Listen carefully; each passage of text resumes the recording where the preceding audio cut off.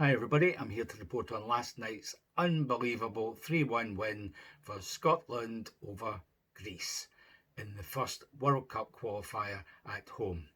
What a 3 points that was. I don't know where to start. This was the most ridiculous, fantastic, enjoyable victory practically I can ever remember. I've been going to Hampden for Scottish games since 1963, and when I was there last night, it suddenly came into my mind that next week it will have been 60 years since I went to my first World Cup qualifier at Hampden when unfortunately the Poles beat us 2-1 by scoring a couple of goals in the final few minutes, and basically that put the kibosh on us going to the 66 World Cup in England. So in all these 60 years going to World Cup qualifiers, that is the most ridiculous but enjoyable one I've ever seen. And you might be saying, why? Oh, we won 3-1, that's why. No, because we were playing Greece, who were a much better team, and we could see that right from the beginning. They were stronger, quicker, more organised, better passers, quicker movement, better ball control. First touch was great, moving into space. Their one failure, I would say, was shooting and getting shots on target. Although, having said that, they still had double the number than we did. We were the opposite. We looked like a team that could hardly pass the ball, struggling just to control it.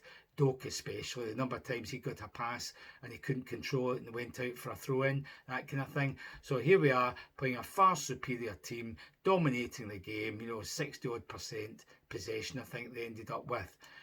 And that would have been higher, except we did better in the final 20 minutes. So for an hour, Hampden was basically silent because there was nothing to cheer for. And in fact, a couple of times, I think even 3 or 4 times, I thought I was back at Ibrox. I thought Russell Martin was in the dugout because 3 or 4 times the crowd actually started to boo when Scottish players, instead of going forward with the ball, actually passed it back the way. So it was like Sir Ferguson passing it back to Hanley, 30 yards pass back to his own area, practically from just inside their own half. So that happened 3 or 4 times, and the fans were not amused. Either a lot of Rangers fans were there last night, or it was just a general fans thing. We don't like to see players afraid to go forward and do this passing it back when there's no need for it, under no pressure. So that's how bad it was, and it was only a matter of time before Greece scored. And went on to win the game. And when they did score in the second half, everybody just thought, well, that's it. It's a question of how many. And thankfully, we managed to get a goal back within, a couple of minutes. And when you think of the goals, that's the kind of luck you need. As the saying goes, if you can't be good, be lucky. And for once, last night, we got lucky. I mean, the first 2 goals, balls into the box, bounced about, landed right at the feet of first Christie and then Ferguson, and they just lashed it into the net from about 4 or 5 yards out. So that's the kind of luck you need. And if only Russell Martin had learned that lesson. It's not too late for Rangers players to learn the lesson. If you get the ball into the box, anything can happen. You don't even need to be good. Just get it into the box.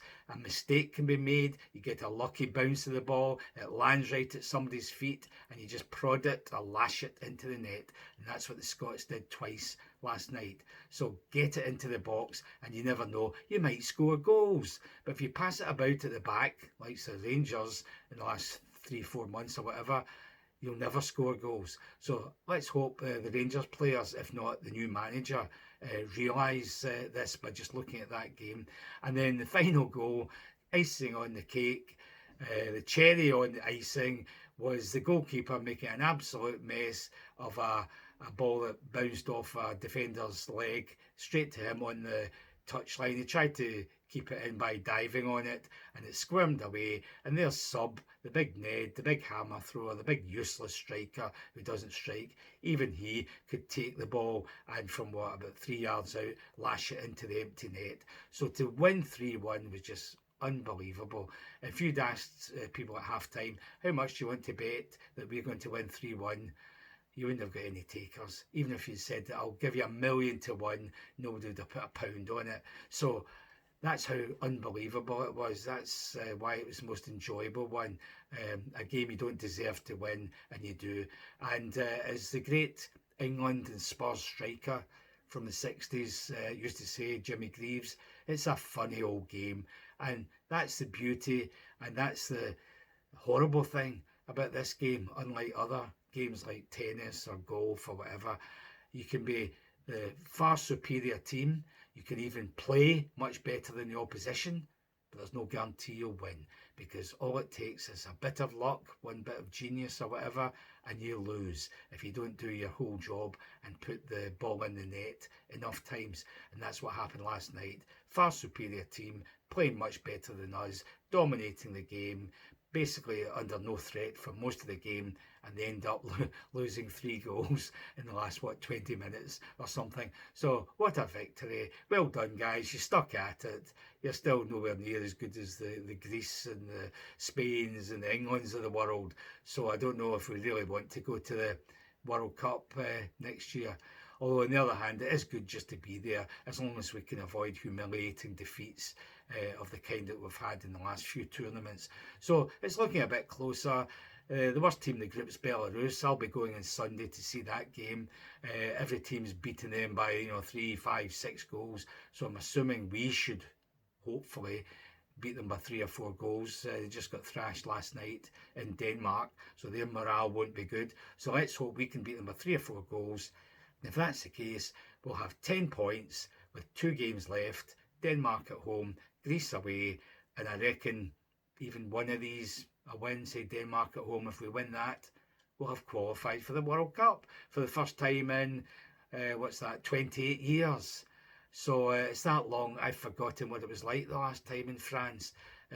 1998. So let's hope we can manage it, if only for the novelty. But you wouldn't put it past this Scottish team to fail to beat Belarus on Sunday, because that's just what we're like. That's just the way the world works. But for once, it didn't work against us last night. We got the rub of the green, all the luck that was going. God was looking down on us. So who knows? If it can only continue for another 5, 6 weeks, we will be in the World Cup next year in North America. Here's hoping.